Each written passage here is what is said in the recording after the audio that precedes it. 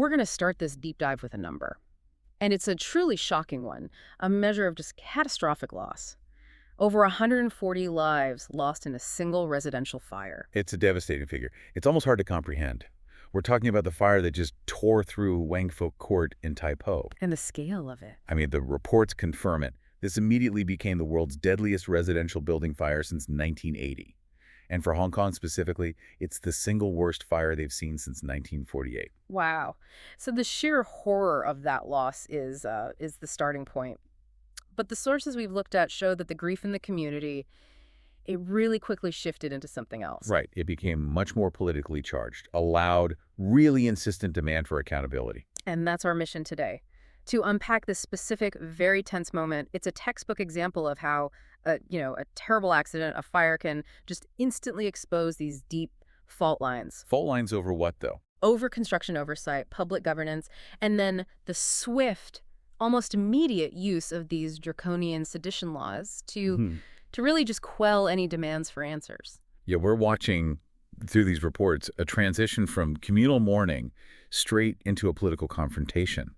This deep dive is all about what happens when civil society tries to function under these extremely tight political constraints. And you could feel that on the ground. The atmosphere was just heavy with suspicion from the get-go. The reports describe these long queues of mourners bringing flowers near the site. You see the sorrow, but woven right into it was this instant suspicion that this was not just bad luck. And there was that note. Exactly. An unsigned note left at the scene that just perfectly captured the mood. It said, "This is not just an accident. It is the evil fruit of an unjust system which landed on you. It's not right." That note is basically the thesis statement for the entire public reaction, isn't it? Yeah. It signals that people immediately concluded this wasn't an act of God. It was a systemic failure.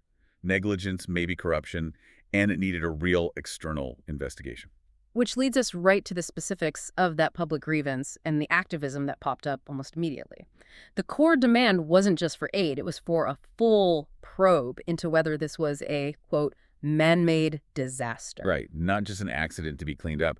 The focus shifted from dealing with the consequences to fixing the system that allowed it to happen in the first place. And to do that, you need transparency. You need an investigation. Yeah. And we saw specific individuals take on the risk of really driving that point home.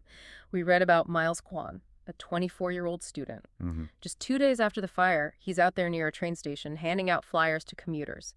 And his message was incredibly direct. He's quoted as saying, "We need to be frank about how today's Hong Kong is riddled with holes inside and out." And what's crucial here is that this wasn't some, abstract political protest. It was hyper-local. It was focused activism. And it was built around specific, measurable demands. They were handing out a checklist. A checklist. Exactly. So can you just lay out those requests for us? Because when you read them, they seem entirely practical. You really do. There were 4 clear, civic-minded points.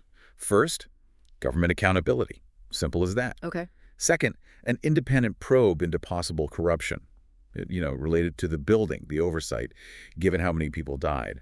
Third, proper resettlement for the displaced residents. Right. A basic humanitarian need. Of course. And fourth, a complete review of construction oversight processes across the city. There's nothing in that list that's fundamentally revolutionary. It's a call for good governance. And the public heard that message.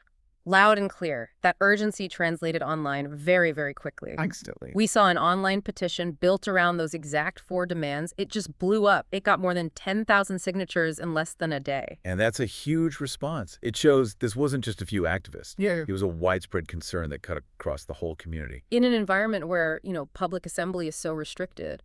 Right. Gathering 10,000 signatures in a day on a politically sensitive topic like this, that shows a very real shared anxiety over safety and, perceived corruption. It was a widely shared worry.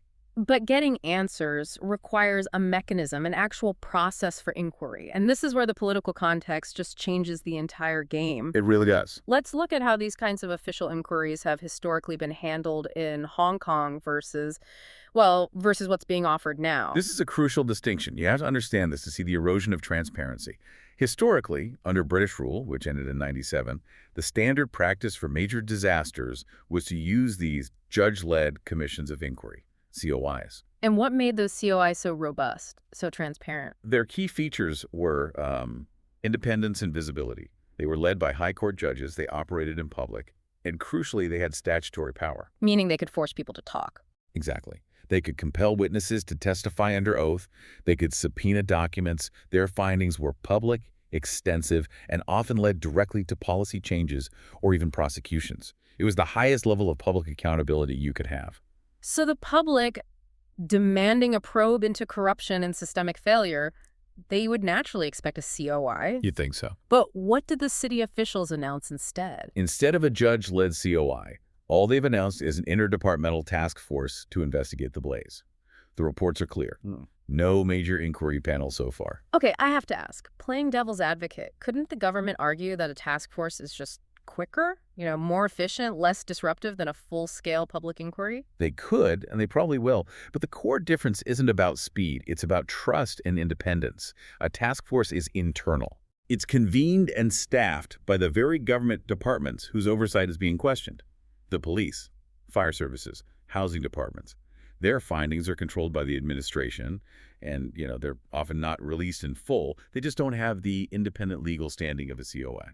So this shift, it's a conscious choice. It's prioritizing internal control over public transparency, right in a moment of crisis. Precisely. When you change the mechanism from an independent judge-led public body to an internal task force, you are fundamentally changing the nature of accountability.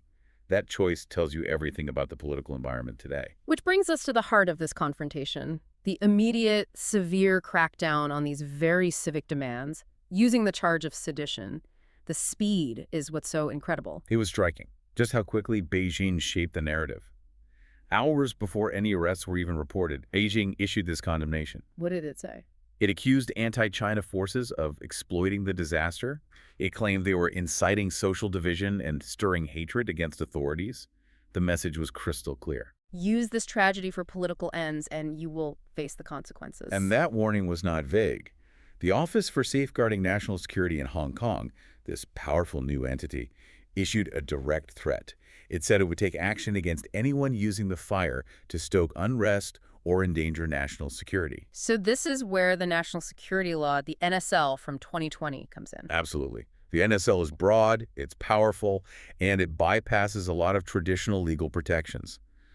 Sedition charges specifically can be applied to nonviolent acts, speech, publishing, anything deemed critical of the government. And the phrase stirring hatred is so vague. It's so vague that demanding an independent corruption probe can suddenly become a severe national security issue. And that threat carried immediate harsh consequences for the activists. It did.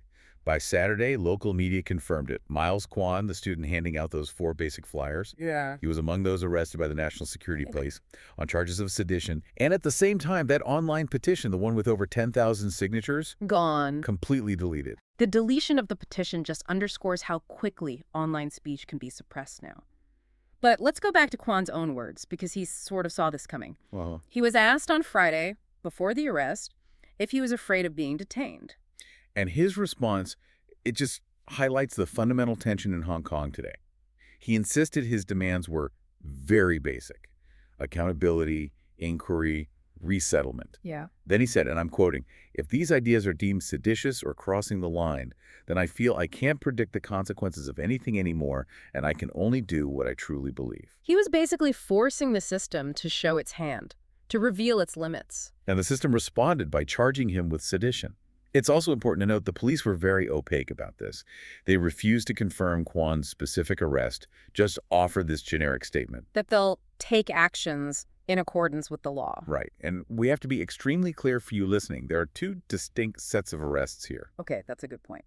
Authorities have arrested 11 people in connection to the blaze itself, presumably for negligence or something related to the fire's cause. But then separately, you have the National Security Police arresting activists like Kwan for demanding accountability for that tragic event. And that distinction is the entire political story here. It is. The line between constructive civic concern and sedition has been drawn, and it seems to be drawn very, very close to the government's comfort zone. And this whole intense situation is unfolding under the shadow of a looming election, which just adds another crucial layer of political tension. It really does. The tragedy happened just as the government was gearing up for its heavily promoted legislative elections. They're scheduled for December 7th. So just days away. And campaigning is set to resume this Thursday, according to the reports. Mm-hmm. We know Hong Kong used to have this spirited political activism, but it's really faded since the NSL. So how does this election complicate things? Well, you have to remember the context of this election. It's being held under the city's new patriots-only system. A system imposed by Beijing. Right. And it severely restricts who can even run. It ensures only candidates deemed loyal to Beijing are on the ballot. And how did voters react to that system the last time it was used? The last legislative polls in 2021, the first under this system, saw a record low turnout. And it wasn't just apathy. It was seen as a huge number of voters actively boycotting the polls. A signal of their rejection of the limited choice. Exactly. So now the government is desperately trying to promote legitimacy and participation in this patriots-only election. Which happens just days after they used sedition charges to shut down basic demands for an inquiry into the biggest, most tragic fire in decades. That's the critical tension. The government faces this profound dilemma. They have to use the NSL framework to crush any potential dissent, even civic-minded demands, because any sign of weakness is unacceptable. But the very act of using these laws to silence basic calls for safety and anti-corruption, it just reinforces the public distrust that led to the boycotts in the first place. In other words, the deadly fire in Taipo became an immediate, painful test of the entire political system's tolerance for non-political dissent. Exactly. The demands for an inquiry, the crackdown, the election, they're all playing out at the same time under a system where every form of political activity is now viewed through the lens of national security. The government has to be seen to be in control, even at the expense of public faith and its transparency. So this deep dive has presented a pretty clear and painful narrative arc pulled directly from these reports. We started with the sheer horror of a fire, over 140 lives lost. We saw the public respond with, over 10,000 signatures on a petition, demanding basic accountability and a review of the system. And we saw that immediate civic demand meet the full force of the 2020 national security law, which resulted in sedition charges against activists and the immediate suppression of any online organizing. And that traditional system for inquiry, the public COI, it's been replaced with an opaque internal task force. The critical insight here is just how quickly a non-political tragedy, a fire, was transformed into this severe political flashpoint, a test of the exact limits of acceptable public discourse in Hong Kong today. The distance between demanding a safe building review and being charged with sedition has gotten dramatically shorter. So we'll leave you with this final thought to consider. When the accepted channels for demanding government transparency, like a commission of inquiry, are replaced by internal task forces, and when basic demands for construction review and corruption probes are deemed seditious, what non-political avenues, if any, remain for citizens who are only seeking fundamental civic improvement and safety? It's a terrifying question for the future of civil society and the very definition of citizenship under